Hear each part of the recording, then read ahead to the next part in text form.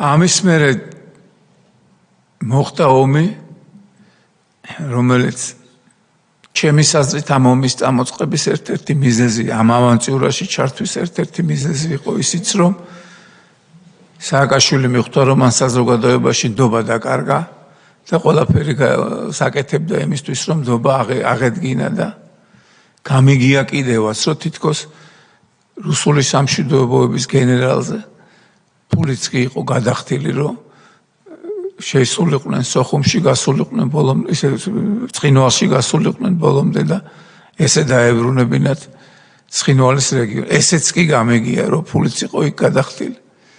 მაგრამ ამის ფაქტები არა მაქვს. ყოველ შემთხვევაში ჩაერთო ამ მოაზრო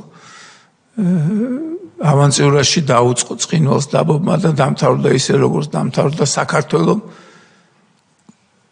დაკარგა პრაქტიკულად სახელმწიფოებრიობა. ისინი, ვინც ის ომი წამოიწყო, ყველა წითელ ხიდზე გაიქცა და ღირსეული ნაწილი შერჩა ისევ იმ ომს და არც იცოდა რა გაეკეთებინა.